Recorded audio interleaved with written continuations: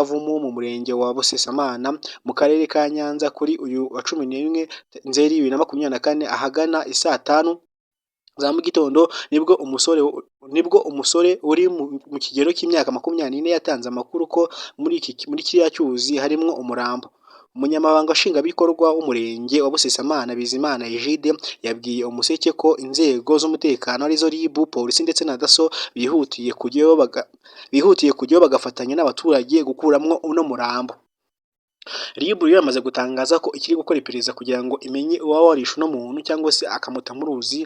Baracyakora iperereza gusa bavuga ko mu karere ka Nyanza, akarere ka Rusizi, muri karere ka Gicumbi n'utundi turere tugiye dutandukanye, Musanze, hose hakomejwe kugenda humvikana inkuru zo kugenda haburimo abantu bagenda bicwa, ndetse bakaba bavuga ko bagiye kuhagurukira tuno turere kuko nitwo turere tumaze igihe tuvugwamo impfu zigiye zitandukanye.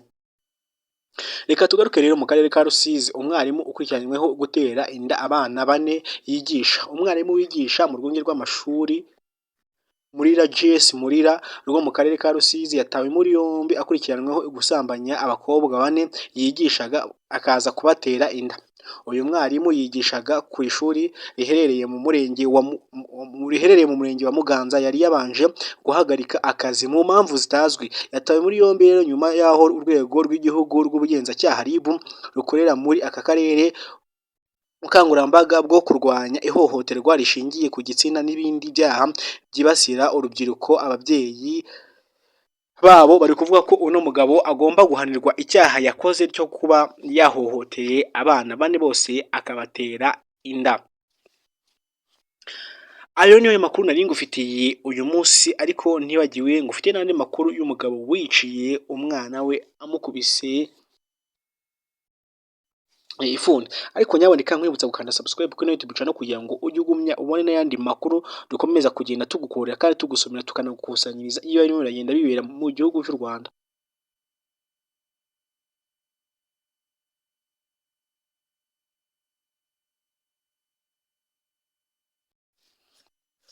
Hari urundi rubanza rwabaye rero mu karere Hari urundi rubanza rwabaye abaturage bo mu mudugudu wa Nyakabungo, akagari Kakagugu muri Kinyinya, Gasabo district banze kunyurwa n'urubanza rw'uno mugore bavuga ko yishe cyangwa se yishe yanze kutwitaba. Reka twongere tugerageze. Allo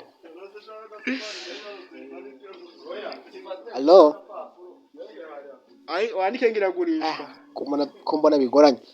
Hari inkuru rero zirimo ziravuga ko Sabe ashobora kuba yaravuye kwa muganga mu gihe dutegereje ko badufungurira. Reka tube tuganira.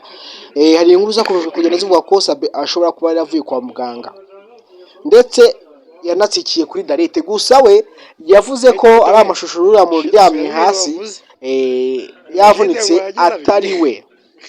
Amasomo atarabiri ko ntago ari nge. Iriya ni video yahimbwe na Yago rimwe ayishyira hanze ashaka aba influencer arayibaha, aba YouTubers, aba TikTok ndetse n'abandi bakoresha imbuga nkoranyambaga X yahoze ari Twitter, Instagram, arayibaha. Amaze kuyibaha bayishyira hanze barayicuruza ndetse bagumye gukwirakwiza igihuha ngo nagiye gusambana nyirugo aje ndasimbuka ndagwa ndavunika. Ariko bya byose ni ibinyoma. Iriya video ntago ari yanjye. Ndetse yatubwiye no ku kibazo cyo kwahukana k'umugore we. Ibyisharaza byisobanuye guys, turi kumwe iminota myinshi cyane. Tabibonye muri iki gice wabibona no mu gice cya kabiri. Ati ibyo umugore wanyu ugiye kwahukana ni Ndimbati wabihimbye. Ndimbati na Sabe bafite ikibazo. Uyibuke gufungwa kwa mbere kwa Ndimbati byatewe na Sabe.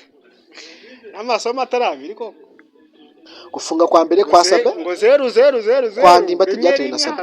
Abigize mu hari akoresheje umugore ngo yanenda ndiyamfasha kurera abana. Ndimbati yashatse kwiyunga na Sabe aramuhamagara, Sabe aramukupa amusaba gusiba ila video yakoranye n'ura mugore. Arasaba arabyanga, bivuze ngo Sabe yarahemutse. Ariko afite uburenganzira bwo kwirekeraho cyangwa se bwo kuyisiba. Ibyo ngibyo nabyo biraza kuza mu kiganiro cyacu turi buze kuganira na Sabe.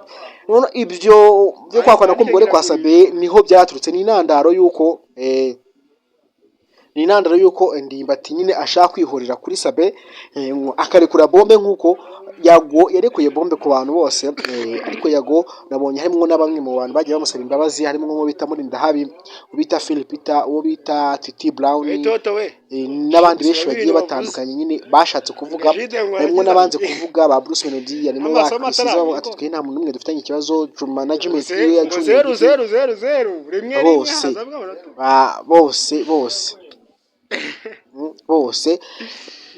bose baba nyine bashyizeho icyo nakwita nka block, bashyizeho nka icyo nakwita